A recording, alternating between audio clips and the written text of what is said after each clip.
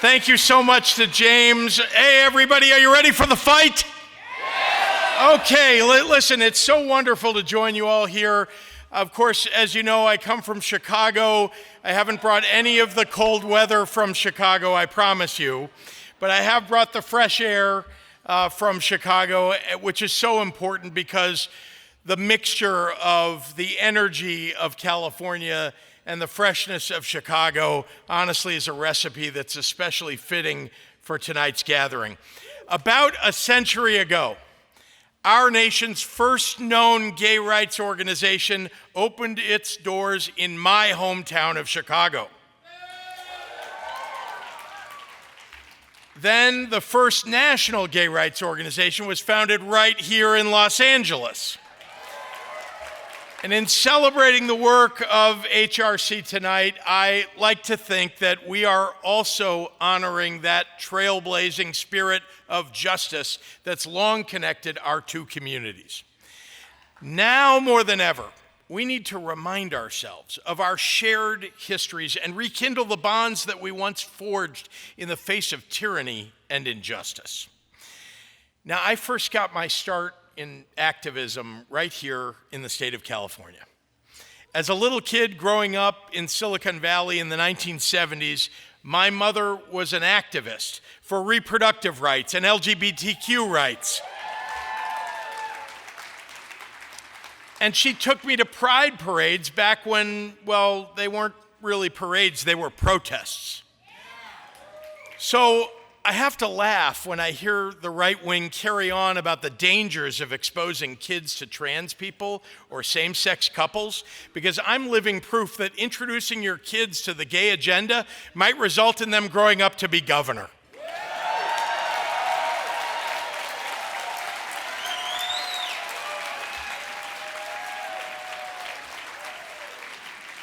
Now, my mother marched and fought at a time when the advances in LGBTQ rights of the last 20 years would have been unthinkable. But she understood something important about the legacy that we leave our children. That the greatest thing that a parent can do for the next generation is plant seeds of freedom in the hopes that their kids are able to one day take refuge in the shade of a fully grown tree. What is so dangerous about the moment that we find ourselves in today is that we're watching the most vile and cruel people in our country take an axe to the trees planted and nurtured by the most courageous of Americans. With the right amount of force, a redwood that took centuries to grow can be felled in just a few minutes. I've been governor of Illinois for more than 6 years now. And for most of that time, my focus has been on the very important and oftentimes mundane business of running a state. I'm kind of a nerd. I like spreadsheets and data and long reports about how to spur economic growth. I find the minutia of governing to be gratifying, especially when you can summon the patience and the perseverance to take on big problems. I believe in the methodological approach of putting your shoulder to the wheel to overcome the maddening inertia of bureaucracy. I've always embraced the norms and rules of decorum that have governed our democracy for almost 250 years. And as a Democrat, I believed that even when the other side of the aisle was periodically tossing those norms to the side, we had a responsibility to try and maintain the guardrails of our public discourse. I maintained that posture of decorum through the first 2 years of my term, which were the last 2 years of Donald Trump's first term. And I maintained that posture through the entirety of the COVID pandemic. Now, I also maintained that posture during the 4 years of Joe Biden's presidency. But despite my own experience with this president back in 2019 and 2020, and my own warnings to the public on the campaign trail last year, I hoped that some part of Donald Trump's cruel nature would bow to 2.5 centuries of tradition. For 10 years, ever since Donald Trump descended that ridiculous gold escalator to announce his entrance into the political world, I hoped that the Republican Party would seek out and find its better angels. Hope is a delicate and wonderful thing, a seed that we should never stop planting. But I won't let hope be a blindfold. And I won't continue to advocate that we wage a conventional political fight when what we really need is to become street fighters.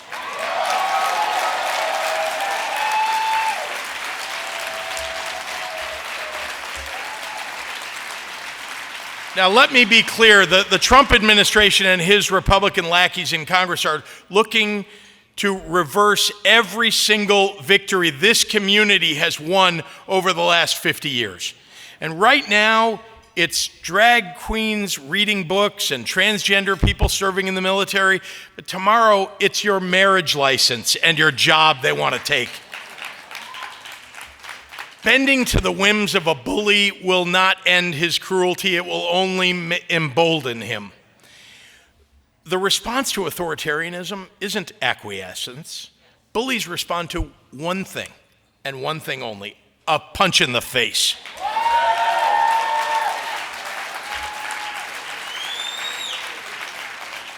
But you see, that starts with fully acknowledging what is happening. The meme lords and the minions in the White House are intentionally breaking the American system of government so they can rebuild it in their own image. They've shut down cancer research and HIV prevention. They've eliminated drinking water and clean air regulations and upended the lives of veterans. They've said that a recession that Trump is likely to cause will be worth it, which is an assessment worthy of Trump University. At its core, what Elon Musk and Donald Trump are doing isn't about efficiencies or cost savings. It's about giving their wealthy friends a tax break and making the middle class and veterans and public school kids pay for it. It's a few idiots trying to figure out how to pull off the scam of their lives. Meanwhile, the scariest part is that they're using the power of the presidency to try to delight their base by targeting vulnerable people, people they think can't fight back, calling them domestic enemies, or claiming they'll ruin American culture. Remember their slogan, "Make America Great Again." Authoritarians target vulnerable minority communities first, because they think that if they can conquer those that they deem weak, and they can show everyone else who's boss. Which is why we can't sit back right now and wait to see what happens. If we wait, I guarantee you the battle will have already been lost. Donald Trump cannot take anything from us that we don't choose to give him. He and his henchmen don't want people to realize that. But now is the time for us to wake up. The good news is every day I'm seeing more and more people across this country realize that they don't want to give him much at all. The question I get asked most right now is, so what can I do? What can I do? And I'm going to be blunt about this. Never before in my life have I called for mass activism, but this is the moment.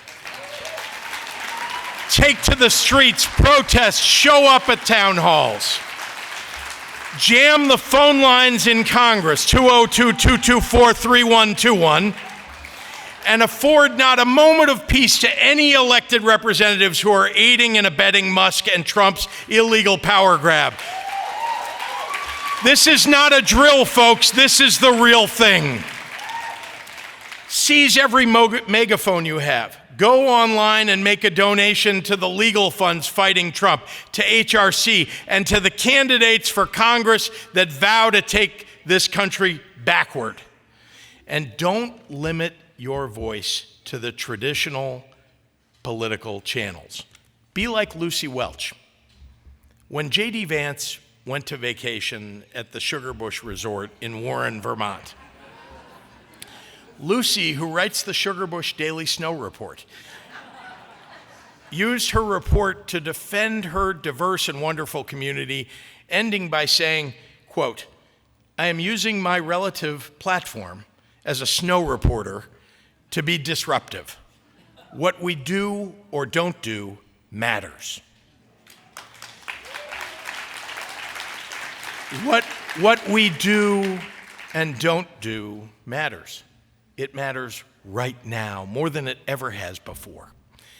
When my future grandkids look back on this moment, I want them to know that my voice was one of the loudest in the room, screaming for justice and fighting against tyranny. And in the midst of this existential fight, this battle that seems to consume everything, well, let's not take the soul-sucking path of sacrificing the most persecuted for that which we deem to be most popular. I know that there are transgender children right now looking out at this world and wondering if anyone is going to stand up for them and for their simple right to exist. Well, I am. We are. We will. I know that amidst the ongoing assault on our institutions, it is easy for people to fall into despair about our democratic system. But I love this country too much not to fight for it. You're here tonight because you do too. And when I think about that love, I think back to all the times in our history when our ancestors had to fight back against tyrants and racists and those who couldn't understand that freedom and justice are our foundational promises in this country. That small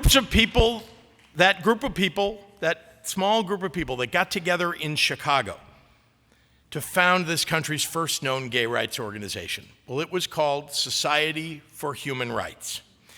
It was 1924, and the flicker of light was brief.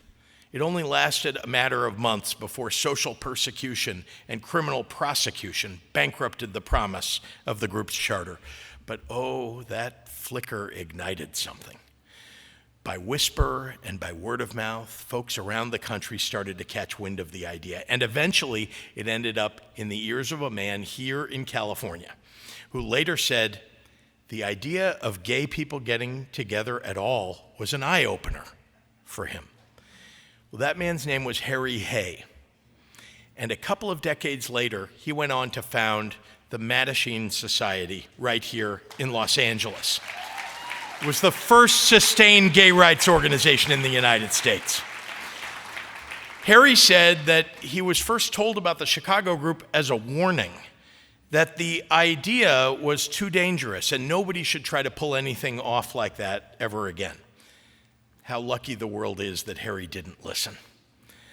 When we say history repeats itself, it's not because the villains and battles don't evolve with the ages. They do. But the fight itself remains elemental. It's always men who would be king, blaming the suffering of the masses on those who look different or sound different, or live differently. And since the dawn of time, the triumph of good over evil has relied on those who believe in empathy and kindness, summoning the steel spine needed to defend those values that by their nature leave us vulnerable to attack. This community knows that. You have lived and breathed this fight for generations. Our hope lies in this room. The fact that we are still here today means that we have the faith and courage that we will win the battles that really matter.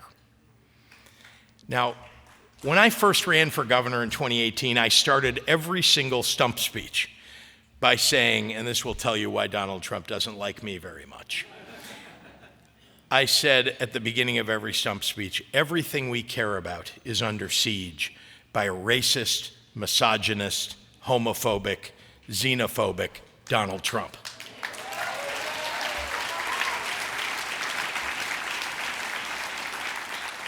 And I ended every single speech with a question to the crowd. Are you ready for the fight? So here we are again.